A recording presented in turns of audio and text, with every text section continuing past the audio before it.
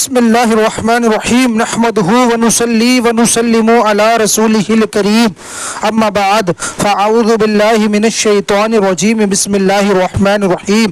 السلام علیکم بھائیو، کیسے ہیں آپ سبھی لوگ؟ امید کرتا ہوں اچھے ہوں گے۔ اللہ تعالیٰ سے دعا کرتا ہوں اچھے ہی رہیں۔ جیسا کہ آپ سبھی کو پتہ ہے، ہمارا درس چل رہا ہے سعید الحق جو شرح جاء الحق کی، جس کو لکھنے والے علامہ مولانا مفتی سعید اللہ خان قادری صاحب ہیں، اور اس کے اندر الحمدللہ آج ہمارا 25واں باب چلے گا۔ 24واں باب ہمارا مکمل ہو گیا۔ جس کو دیکھنا ہے وہ ہمارے پچھلی ویڈیو دیکھ لے۔ تو آئیے بنا کسی دیری کے دعا کے ساتھ درس کو شروع کرتے ہیں۔ بسم اللہ الرحمن الرحیم۔ رب یسر ولا تعسر وتمم بالخیر وبک نستعین یا فتاح یا فتاح یا فتاح رب اشرح لی صدری ویسر لی امری واحلل عقدۃ من لسانی یفقہوا قولی ربی زدنی علما نافعا ربی زدنی علما نافعا ربی زدنی علما نافعا۔ بسم اللہ الرحمن الرحیم۔ 25واں باب، نماز جنازہ میں الحمد شریف کی تلاوت نہ کرو۔ احناف کے نزدیک نماز جنازہ میں تلاوت قرآن مطلقاً خلاف سنت ہے۔ اس میں نہ تو سورہ فاتحہ پڑھی جاوے نہ کوئی اور سورت کہ اگر اس نماز میں صرف حمد الہی و درود شریف اور دعا پڑھی جاوے۔ ہاں اگر الحمد شریف یا کوئی دوسری سورت ثنا الہیہ یا دعا کی نیت سے پڑھے تو جائز ہے، تلاوت کی نیت سے ناجائز ہے، جائز نہیں ہے۔ تلاوت اور دعا کی نیتوں کے احکام مختلف ہیں۔ دیکھو ناپاکی جنابت کی حالت میں آیت قرآنی تلاوت کی نیت سے پڑھنا حرام ہے اور دعا کی نیت سے پڑھنا درست ہے۔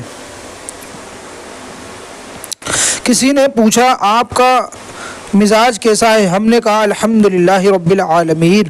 اگر ہم ناپاکی کی حالت میں ہو تب بھی یہ کہنا جائز ہے، لیکن اگر تلاوت قرآن کی نیت سے یہ آیت پڑھی تو سخت جرم ہے۔ مگر غیر مقلد وہابی کہتے ہیں کہ نماز جنازہ میں تلاوت قرآن کی نیت سے سورہ فاتحہ پڑھنا واجب ہے۔ اس لیے ہم اس باب کی بھی 2 فصلیں کرتے ہیں۔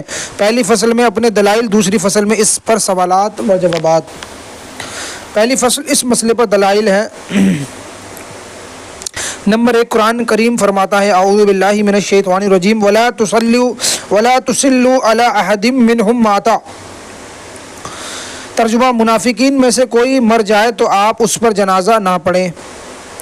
اس آیت کریمہ میں نماز جنازہ کو صلاۃ فرمایا مگر ساتھ میں الا ارشاد فرمایا، جس سے معلوم ہوا کہ یہ نماز در حقیقت دعا ہے، عرفی نماز نہیں۔ جیسے رب فرماتا ہے صلو علیہ وسلموا تسلیما، اے مسلمانوں تم نبی پر درود و سلام پڑھو۔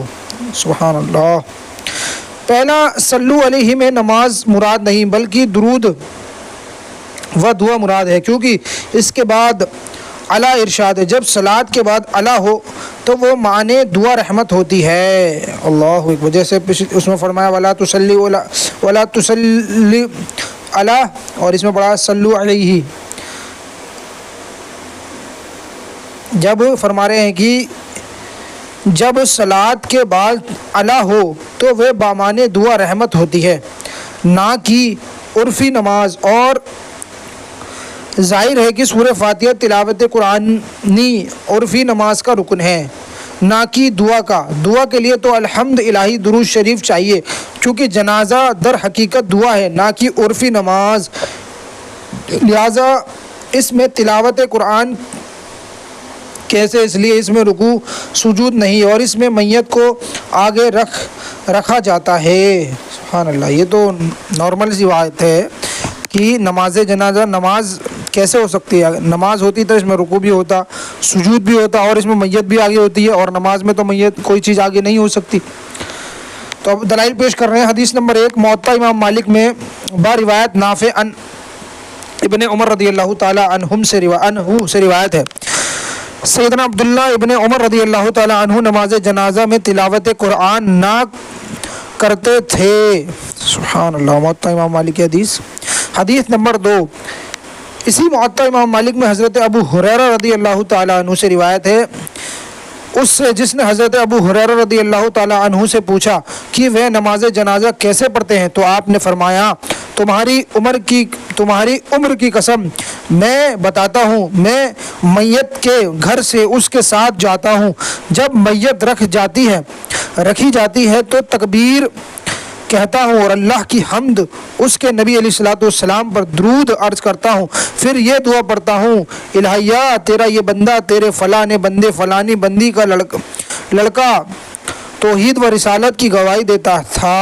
الآخر جو دعا ہے غور کرو کہ حضرت ابو ہریرہ رضی اللہ تعالی عنہ کی بتائی ہوئی نماز میں حمد و درود کا ذکر تو ہے مگر تلاوت قرآن کا بالکل ذکر نہیں۔ معلوم ہوا کہ حضرت صحابہ کرام رضی اللہ عنہم جنازہ میں تلاوت قرآن نہ کرتے تھے۔